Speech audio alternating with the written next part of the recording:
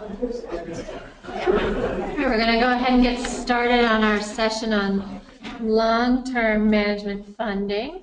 And we're lucky to have Angela Sturdivant here today from the Nature Conservancy Indiana chapter. And they, over the last year or so, put together a long-term stewardship calculator, and she's going to present that calculator and some case studies, and then a little bit on long-term financing, and we'll also have Bob available to answer some questions. They have lots of experience and expertise with that at NICWIF. And I hope that you were able to grab a report from the back table. If you didn't, please grab one of those before the presentation. And with that, I'll turn it over to Angela. Thank you. Great, thanks. All right, well, I'm Angela Sturdivant. I'm with the Indiana chapter of the Nature Conservancy. So my regular job is helping with the stewardship of our preserves in Indiana. I had this opportunity to work on sort of a special side project developing this calculator over the last 18 months. So hopefully I'm preaching to the choir here on why long-term management is important. We have spent a day and a half talking about investing all this time and money in protecting and restoring sites, but if we don't have enough funding for long-term management of those sites, then all of that investment can be put at risk. And it's also stated in the mitigation rule, so it is required, if long-term management costs are underestimated, then there's the chance that the aquatic resources that were mitigated for could lose their functional value over time, and the result is either a net loss of those aquatic resources, or if the long-term manager gets stuck holding the bag, not having enough funding to manage those sites, and they either decide to do minimal management, or if they want to do what's required, they're going to have to come up with those funds some other way, and they're essentially subsidizing that mitigation then. So either way, it's not a good situation. Aside from mitigation, in the land trust community, coming from the Nature Conservancy, we dabble in mitigation, but the bulk of what we do is voluntary conservation projects. And the Land Trust Alliance, this is an indicator practice in their accreditation process through the Land Trust Accreditation Commission. So they've recognized that long-term management and setting aside adequate funding to cover that is really important. Having said all this, it's important to balance the risk of setting aside adequate funding for long-term management with overestimating that funding and then making the overall project so expensive that it's just really hard to get done. So it's really difficult. It's easier said than done to figure out how much funding to actually set aside. So we got a grant from EPA, a Wetland Program Development Grant, to try and develop a better tool to give people some way to try and address this. We pulled together an advisory committee of a lot of experts within the Nature Conservancy, but also lots of external partners. There's a lot of expertise out there. And we conducted months of research just trying to get a handle on how people are addressing this currently, best practices, worst practices. I interviewed a lot of people, tried to get examples of different spreadsheets or calculators that people are using.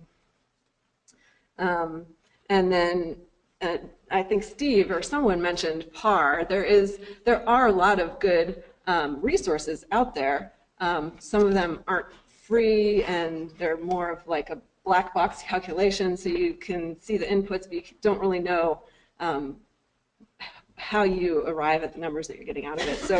So we just wanted to create a really transparent, simple calculator to consolidate and highlight the common expenses that might be associated with long-term management in order to improve the ease of calculating the costs associated with those activities. And then the goal is to, oops, too soon. The goal is to estimate the average annual costs associated with each of those activities so that you can calculate the amount that should go into the principal of a fund for long-term management to then generate annual revenue to cover those expenses into the future.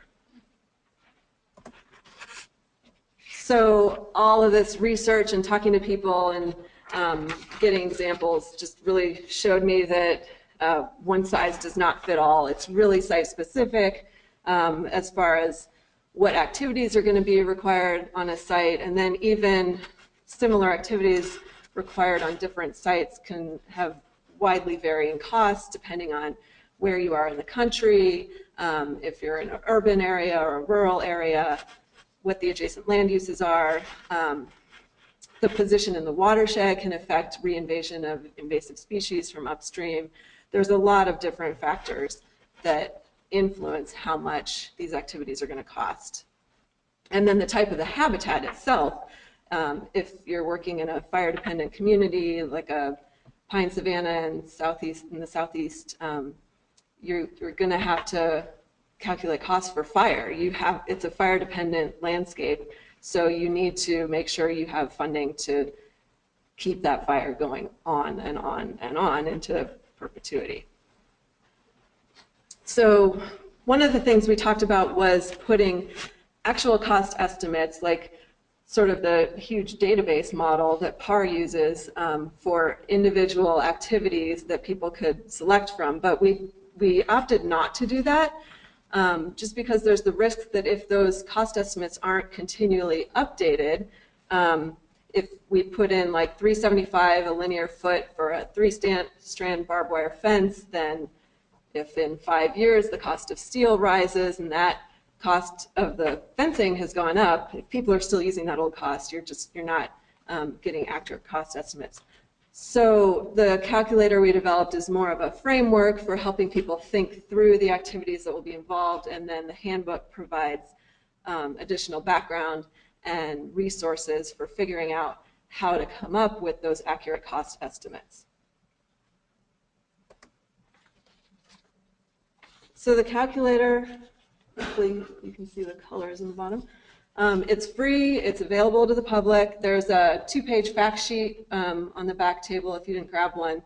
It's on our website, www.nature.org/stewardship calculator. So you go there, you can download the handbook, you can download the spreadsheet.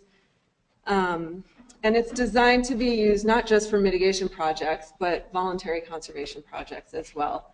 And not just for fee lands, in thinking from the land trust perspective, but easements or fee lands.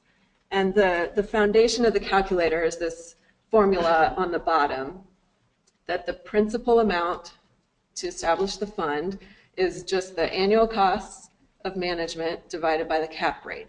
And the cap rate or capitalization rate should take into account inflation and fees. So you kind of have to back calculate there to make sure you're investing your fund to get an adequate return on your investment to be able to generate the amount for annual costs. So the cap rate in the first equation, this is a really important number to get right. Just a quick overview of what's in the handbook. Since you have the handbook in front of you, you can flip through it pretty quickly, but we have a section that talks about typical long-term management activities and some guidance on how you can estimate costs associated with that. There's a section on finances, managing money for the long term, and I'll talk about that a bit more towards the end. There's lots of links to additional resources from the Land Trust Alliance and other groups. If you're an old hand at long-term management activities, you can skip the whole first half of the handbook. It's just jump to the step-by-step guide to filling out the calculator. And then when you go on our website, there's a link to that quick reference guide separately. Then I've got 3 examples of the calculator in use: a simple easement example, an ILF inspired example, and then a mitigation bank example. And then we also have example stewardship standards and guidelines from the Northeast Division of the Nature Conservancy, just to give people a feel for like minimum standards. So I am going to just show you an example of the calculator being used on this ILF example, and I have no idea if you're going to be able to read any of the spreadsheets that I'm going to put up here. So this kind of tracks the example in the handbook that starts on page 87. So if nothing else, you can like read the column headings in the handbook and hopefully follow along. And the point here is not so much looking at the actual numbers, it's just how the calculator is set up and kind of walk you through how to fill it out. So our fictional example, and none of these, I mean, they're based in reality, but it's a purely fictional example. This ILF project preserved 7,000 feet of stream and 80,000 acres of riparian buffer with 9 acres of reforestation in the buffer. So long-term management on this site will include annual monitoring, just trash removal. There's some infrastructure on the site, so fences, gates, culverts, signs. Those will all be needed to be repaired and replaced, and then some invasive species control.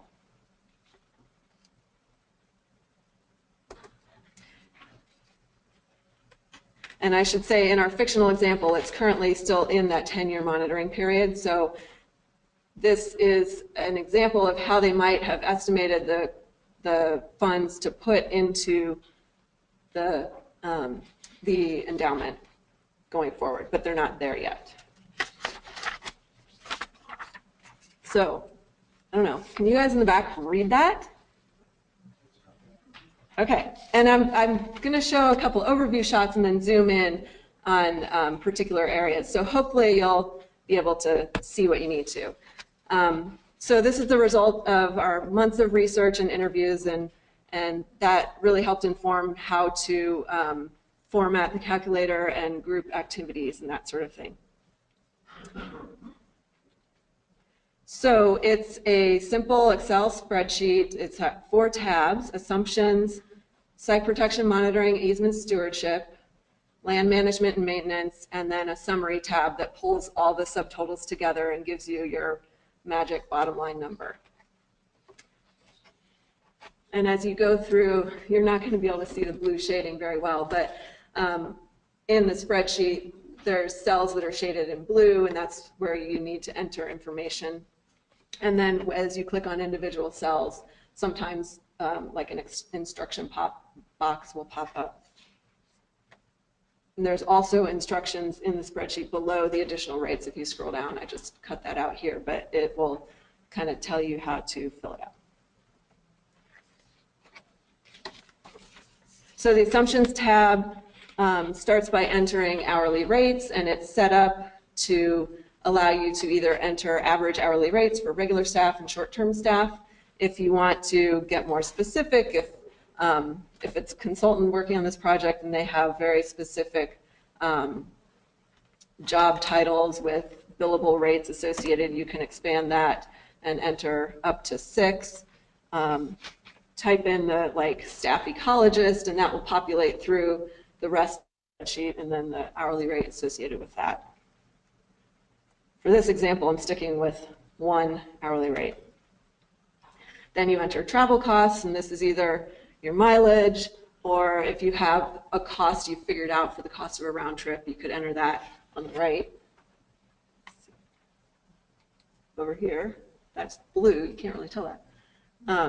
And then any costs associated with overnight lodging, per diem. You can change the mileage rate. It defaults to the current federal rate, but that needs to be updated as it changes. And then this is where you put in your cap rate. For this example, I used, TNC uses a 3-year rolling average that our endowment managers in our Arlington office tell us what it is. So right now it's 4.55%, but that's blank in the calculator, and you need to fill that in. For mitigation projects, you'll always be using 100% of the fund of annual costs covered by the fund. For voluntary conservation projects, depending on a land trust or a conservation organization's policy, it may be a different amount. You may only have to set aside 50% to cover your annual costs, and the rest will be covered by grants or operating funds or additional sources of income. Then there's a spot to enter contingency, and this is contingency just related to long-term management, not the contingency that Steve mentioned earlier. And then the administrative rate, and that's just to cover the regular cost of doing business that's not captured elsewhere in all the other tasks. You know, the computers and office overhead, whatever, is captured in that rate.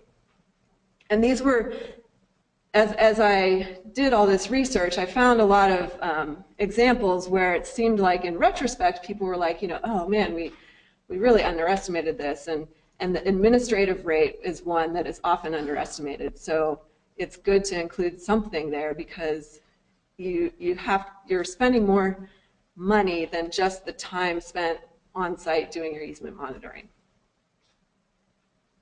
And then contingency is also really important to include because you just never know what's going to come up.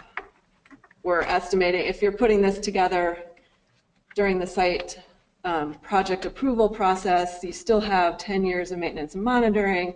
You're not even going to get to this phase until, you know, maybe 10 years out, and who knows how well of a job you did previously estimating what you're going to need to do on that site. So you really need to include a contingency.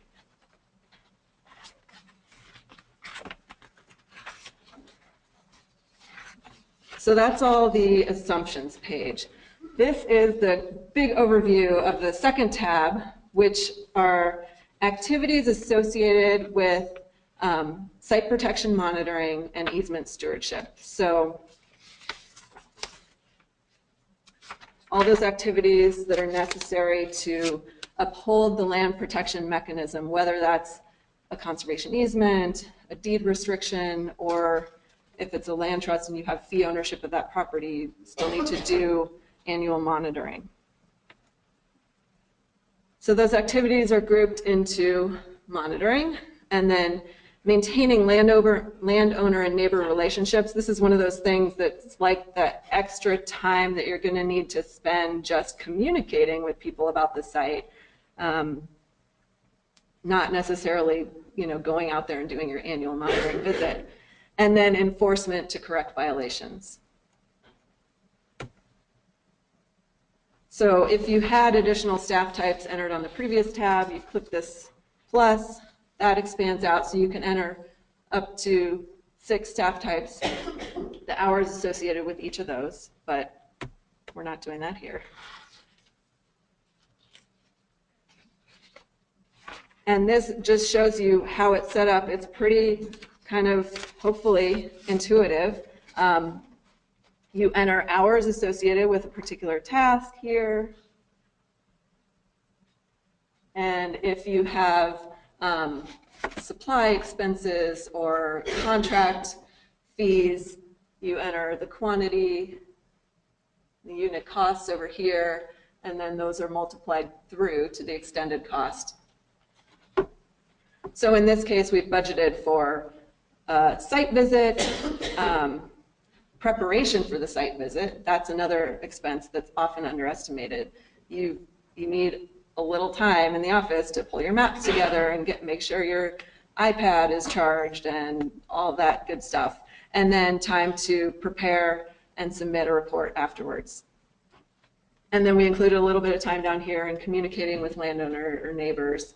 In the case of easements, if there's reserved rights, it's usually not an issue with mitigation projects, but there's definitely time that needs to be spent talking with people and sorting out any kind of problems or issues that come up over time. So then this shows you the second half, the right side of the spreadsheet. So that extended cost is here. If you have activities that don't occur every year, then you need to put in the recurrence interval for how often those activities occur. In this example, I put in an amount for supplies. So in this case, they use an iPad for their monitoring. They've got their camera and their GPS built into the iPad. with a monitoring, like a software. They can enter all their data. It will help spit out the report a lot more quickly. So they included money to replace that iPad every 3 years. It's divided by 3 here to get your average annual cost. And this is set up so that, in this case, the iPad is not used solely on this site. They're using it on multiple sites, so they figured out the percent of time it's used on this site. That's put here, 5% of time it's used on this site. So if you go back, they put 5% here in their quantity, so they're getting the proportional expense for that supply.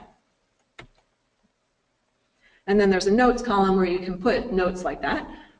You can break down the travel expenses or the site visit time. How much time are you spending traveling to the site? How much time are you going to be on site? And then I added a responsible party column on the far right. If there's multiple people involved, if there's a landowner, an easement holder, and somebody else doing the land management, then you can note that there and associate the expenses with the different parties.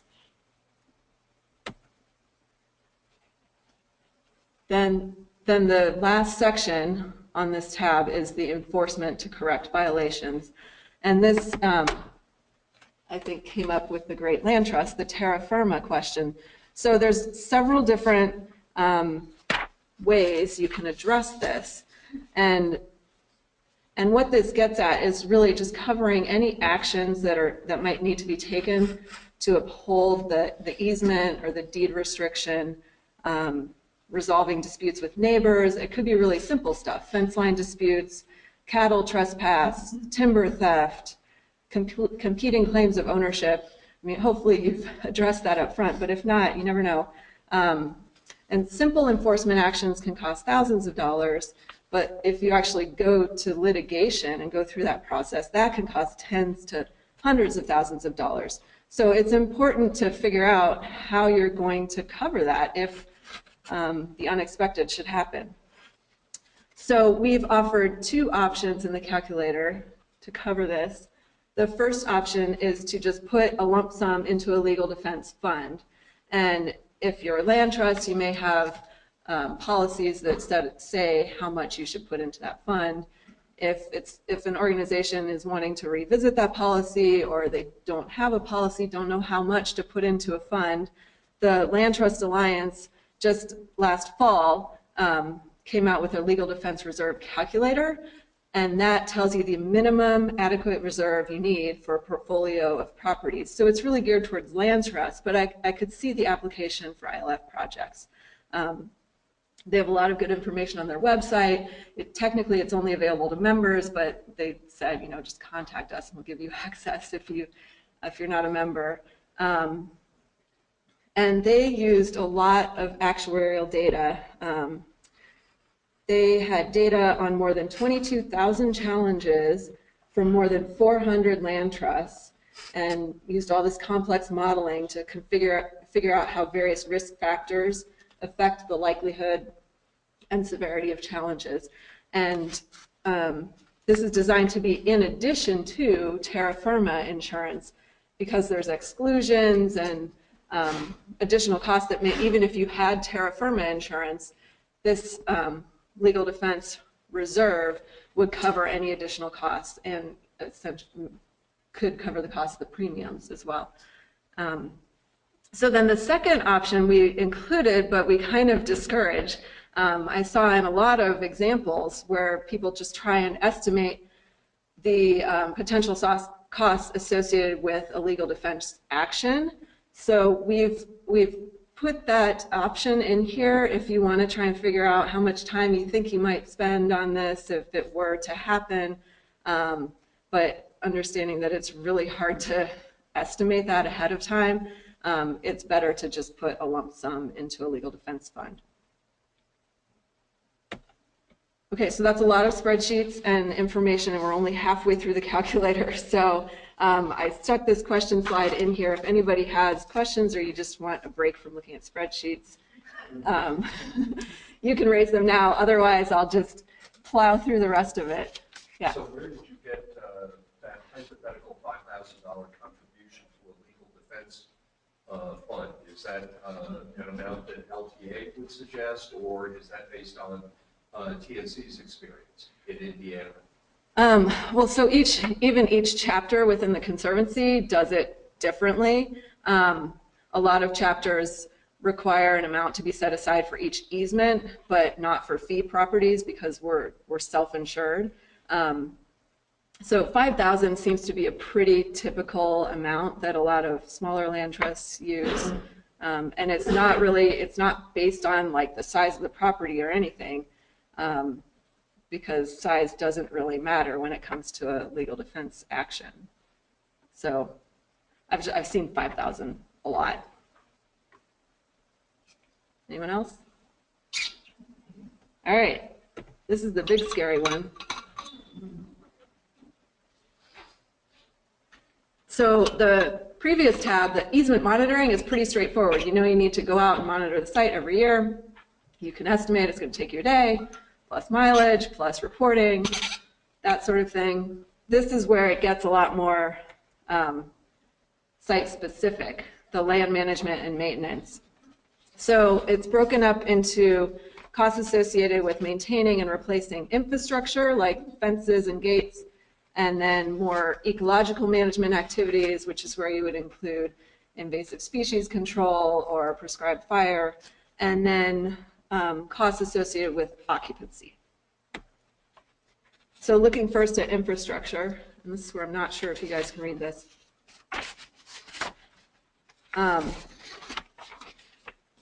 We included the most common tasks, but then since we know there's like a whole lot of other things that could be involved with managing a property, there's this other right here that gives you a drop-down list, which is not showing up, that prompts you to think of other common tasks without us having to list a whole bunch of rows in the spreadsheet. But you can copy and paste this other as many times as you need to cover all the tasks that are in your long-term management plan. And I guess I should have said at the front, this is just a tool to go along with the long-term management plan that should be developed for a site. So you can use this to cover any tasks that are included in that plan. So in this case, we had costs to replace fence and repair and replace signs, and then I added a lot more. They wanted to estimate costs of annual maintenance of the fence, but then also replacing the fence every, I think it's 20 or 30 years. So they included both of those, same thing for the gate, maintaining the gate, replacing the gate, maintaining the culverts, replacing the culverts, just to make sure that everything was accounted for. And then on those replacement tasks, they put in the recurrence interval of 20 or 30 years, depending on what it was, or 10. And then that's divided out to get you your average annual cost. And there's a lot of notes on here on how they figured that out, which isn't really important here. Then looking at the ecological management. Oh, and I should say again, going back to here, the time spent on site needed to do all of these seemingly pretty simple tasks is another common underestimate. So it's just really important to make sure you include adequate time here to do everything that you think you're going to need to do.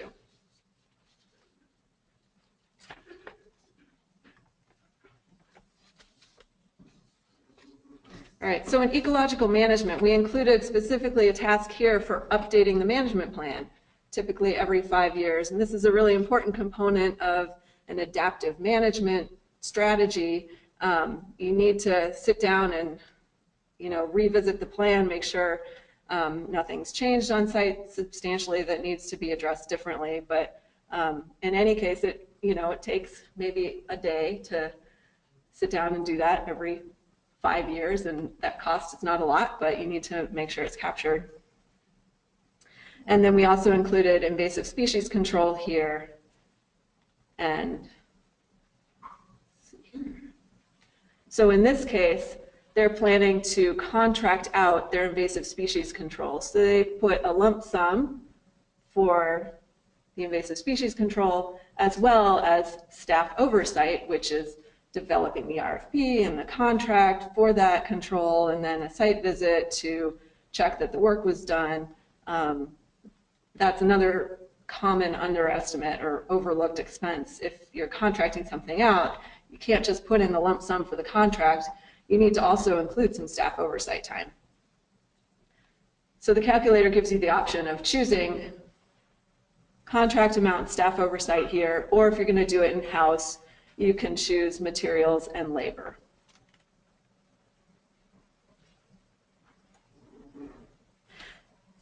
One other thing I didn't point out, the travel expenses, we gave you an option for entering annual travel expenses and then a separate non-annual travel expenses for those activities that don't happen every year. And that's divided out differently.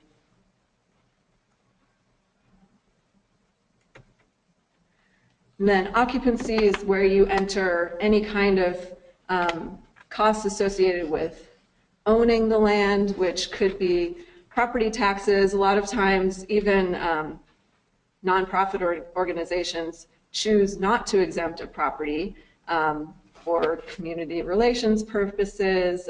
Even in Indiana, we go on a county-by-county basis, determining whether or not we'll choose to exempt properties based on our relationship with the county there. So you need to make sure you're covering property taxes. Even if a property is exempt, there may be stormwater fees or drainage assessments that still need to be paid on exempt properties, so that can all be captured here. And then any kind of insurance or utilities associated with structures on the property can be covered here. Then the summary tab pulls it all together.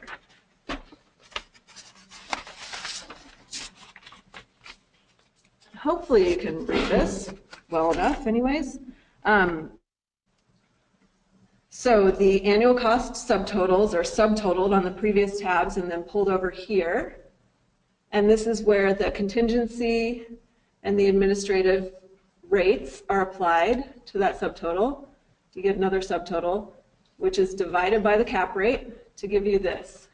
The legal defense fund contribution, since that's just a one-time lump sum contribution, that's not included in this total here. It's just added in once this has been divided by that, then add this in, because it's not a recurring annual cost.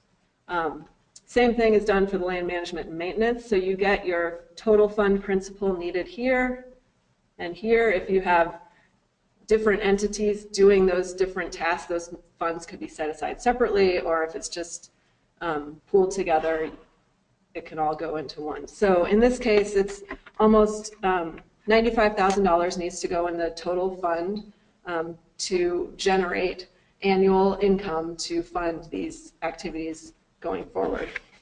And this is, I would say, kind of a low to middle range. I saw examples all over the board where they had very minimal long-term management and really small funds associated with those, to pretty big, labor-intensive, especially if prescribed fire is involved.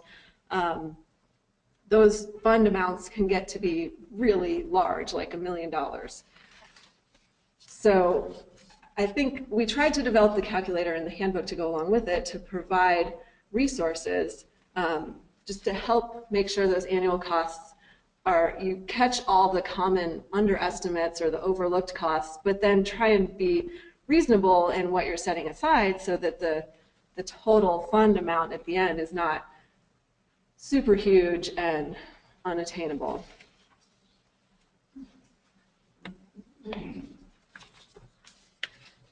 So the managing money for the long-term section of the handbook, I got a lot of help from Jenny Thomas, our project manager at EPA, who has an economics background, so that was handy.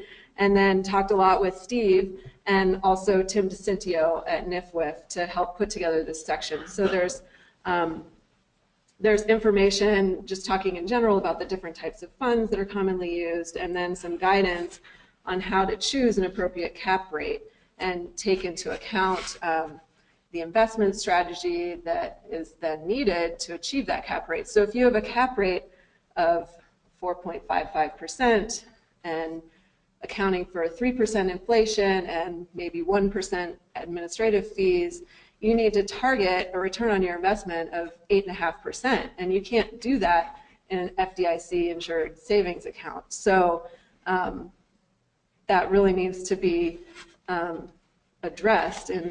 In some cases, I think, I forget what state it was, yesterday she was saying they have to be in FDIC insured accounts. So your cap rate is going to have to be really small, which means your fund amount is going to have to be really high. So we tried to include some discussion on that just to make sure people really understand what these numbers, what the implication of choosing these rates are. And then we talk about different financing approaches, how to get the money into the funds, either lump sum payments, payment schedules, credit sale proceeds, incremental financing, several different options.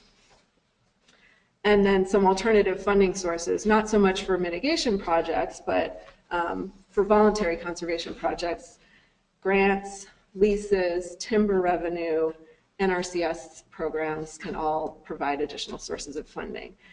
And then in one of the appendices in the handbook, there's an example investment policy statement from NIFWIF in California that does a really good job of pulling this all together and laying out how the funds are invested and how they're going to achieve this return.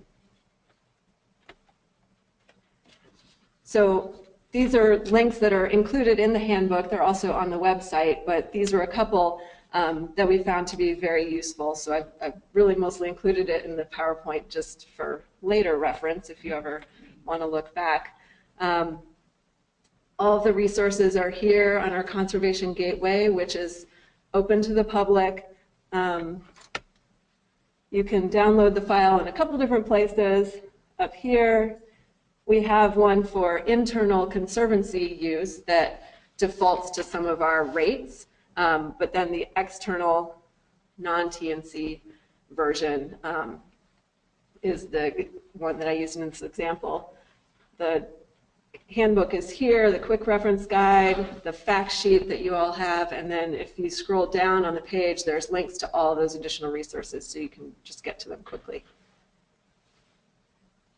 So this just got finished about a month ago. We're really eager to hear if people try it out, how it works, good examples, bad examples, and please contact me and let me know how it works. If we get feedback on particular things, that we may be able to look at updating it in future years. Thank you, Angela.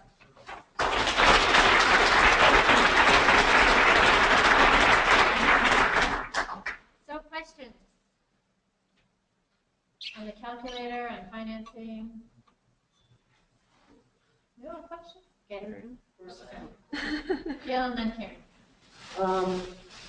So this, with your presentation, assumes that you're going to do annual site visits out here for that site you've made in perpetuity. So we're struggling with that concept. We've just created a long-term management and maintenance plan agreement template. It hasn't gone through legal because we had pricing in there, and our attorney said, look, once you hand over the endowment to the steward, we're out of the pricing.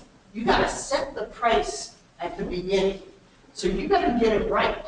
You better get your performance standards right, because we assume once an ILF sponsor or bank sponsor meets those performance standards, that it will be a self-sustaining system. So have you considered a provision that would be okay at year 20 if we really see that this is a self-sustaining ecosystem with very little, maybe properties around it are conserved too, maybe they can walk away from the long-term management responsibility. We're just struggling with these issues of how often a report needs to be provided. Is it once every 5 years, once a year for 5 years, and then once every 5 years, and then once every 20 years? And who on earth is going to keep track of this in the regulatory realm? That's my question. That's a really good question. I mean, the good thing about the calculator is it's flexible enough to accommodate that. So you don't have to include annual monitoring if that's not required on a particular site. It could be every 5 years or whatever. The math would get more difficult if you're going to then phase it out. But as far as figuring out what will be required is that's a regulatory question. I don't know. Any other thoughts on that? Yeah, Jessica?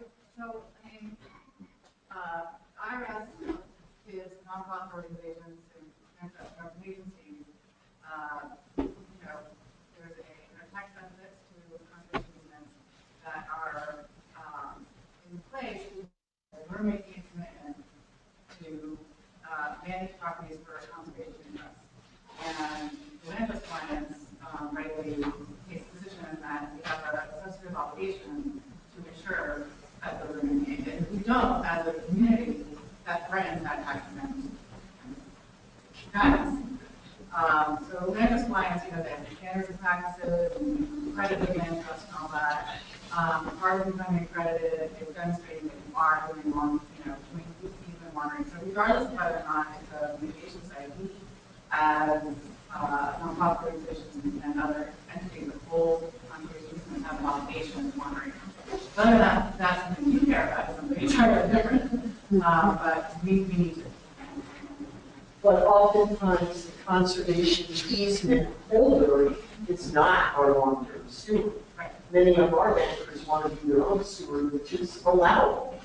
So that's part of it, that we know that the easement and upholding the easement is separate, really, from the stewardship question. We're just trying to get our arms around that. Did you say that it's allowable for the banker to hold, to be the long-term manager and hold the easement? No, not hold the easement. Just to be the long-term steward. To be the long-term steward of their bank site at Minden Auction. Yeah, sure.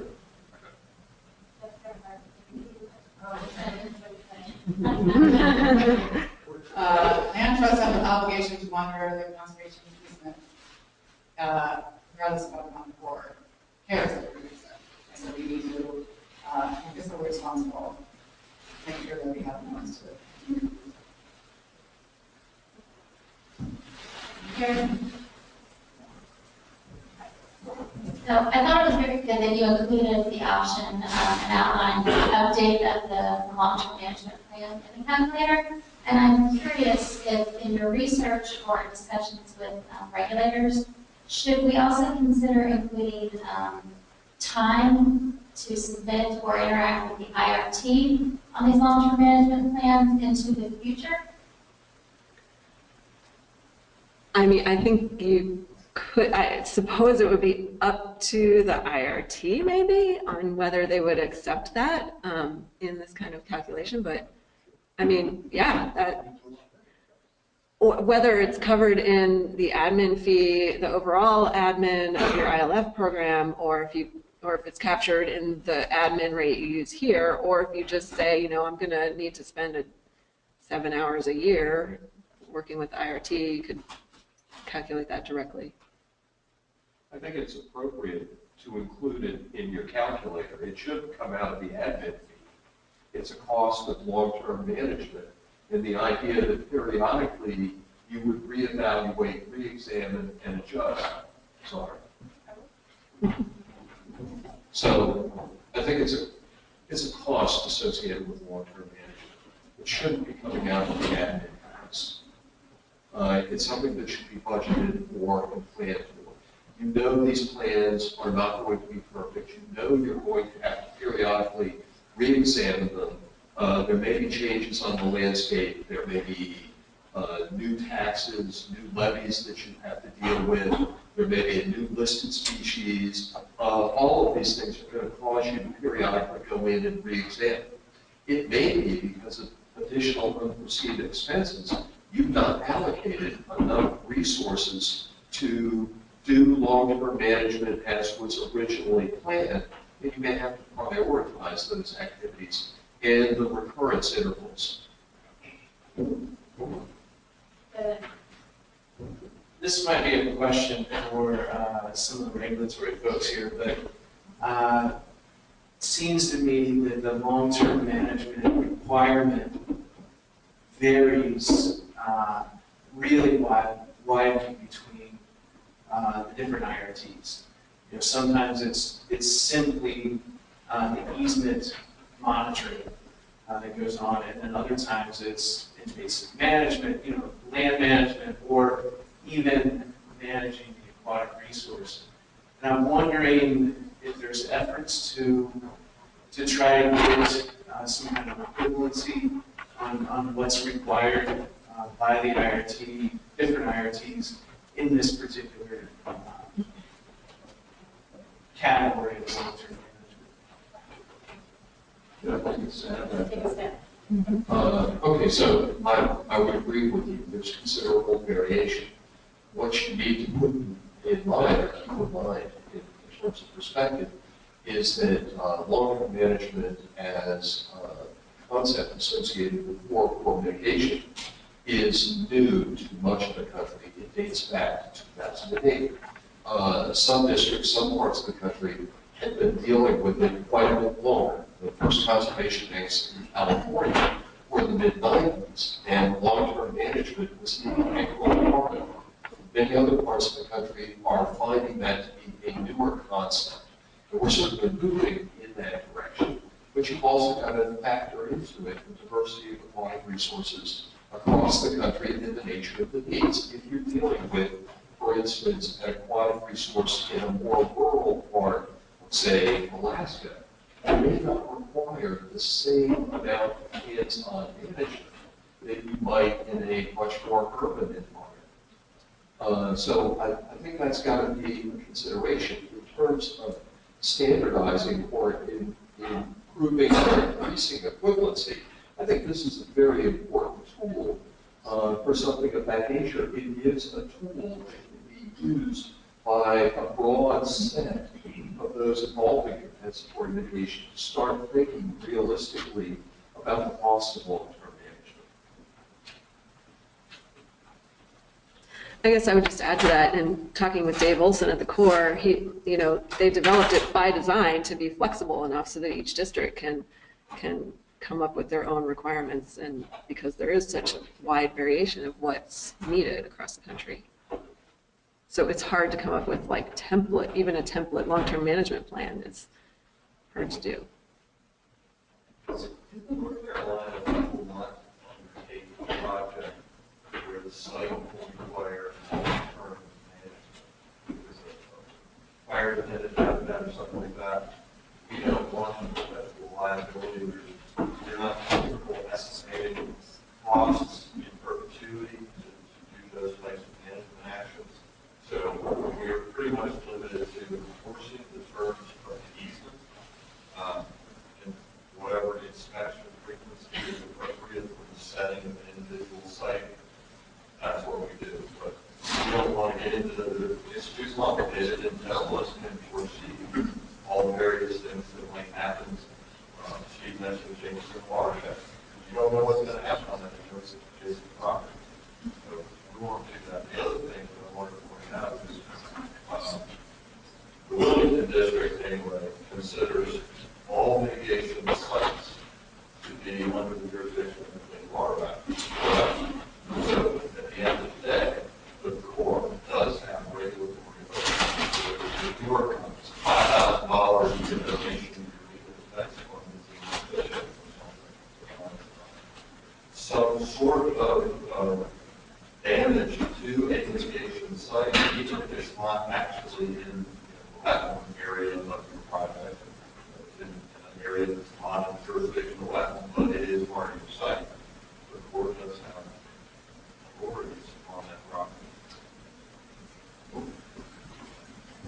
Other questions or thoughts before lunch? One just quick question. So this legal defense reserve, that intrigues me. So if somebody puts a lump sum into this reserve, then the steward invests it, it grows over time. Is it per project, or could you, for in lieu fee, maybe consolidate that fund for each project? I'm just curious. The intent is that this would be invested and grow over time. Yeah, Correct? and in the land trust example, those funds are pooled into one legal defense fund for, a state chapter or that regional land trust. So I don't know if there would be regulatory limitations on pooling those funds, but I would think that would make sense because the odds of a legal challenge are pretty low, but when it does happen, it can be really expensive, so you need to be able to draw on that whole fund. Thank you, Angela. And it's time for lunch. We have until 1:15.